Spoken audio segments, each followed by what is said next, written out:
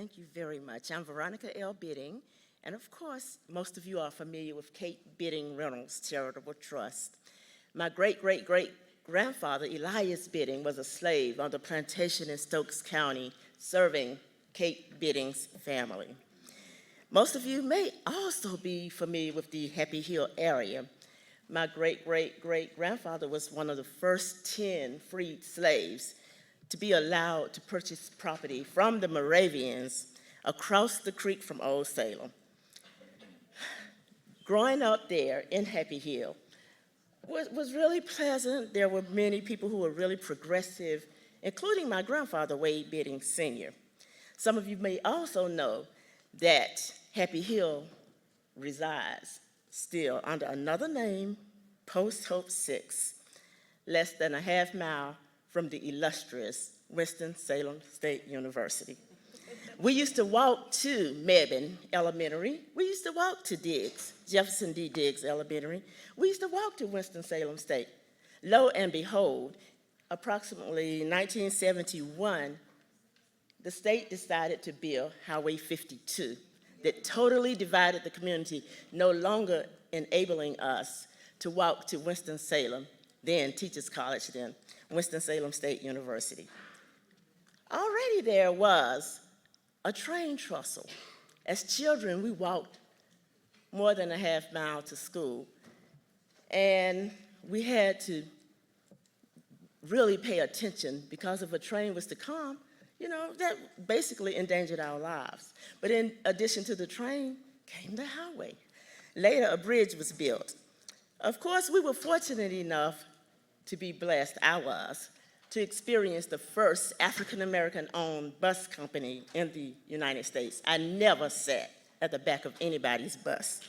Safe Bus Company, 1926 to 1972. Of course, the highway it was violent geography is what we kind of termed it back in the day. The 9th of 10 kids, we actually had some really grand experiences, but I do want to leave you all with information relative to what happened, a lot of us graduating from Winston-Salem State University.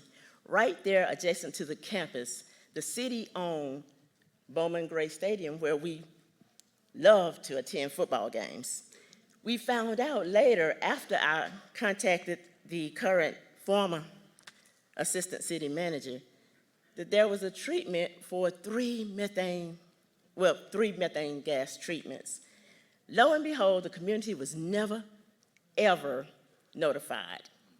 4 people who were very close and dear to me were diagnosed with stage 4 cancer. One, Darrell Eugene Hunt. Any of you all familiar with the trials of Darrell Hunt? Darrell Eugene Hunt died a not so pleasant death.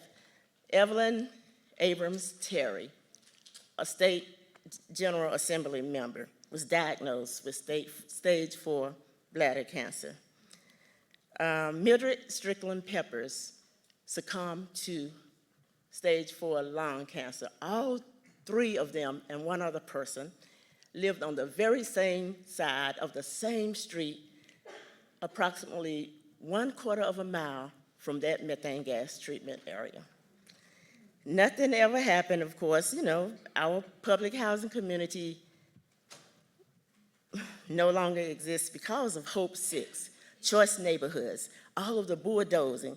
But one thing I do want to leave you with is that Happy Hill raised some of the most brilliant, confident, and competent folks, being one of the very few first Black neighborhoods in the state of North Carolina. But less than 30 days earlier, I attended the funeral of a 50-year-old who grew up in that neighborhood who died of cancer. The day before, Robin Howell, another 50-year-old, died of cancer and was funeralized one day before Mika Cunningham Mims. These occurrences are happening all too often.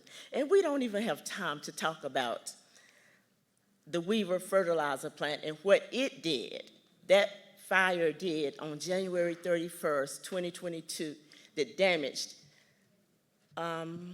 terribly damaged housing, where many, many widows, Black women in their 80s, resided.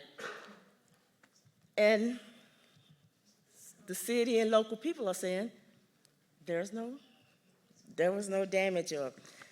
But I just wanted to leave some of those things with you, including Black women and maternal health. The health disparities are out of this world in that area. I mean, off the chart, most of North Carolina.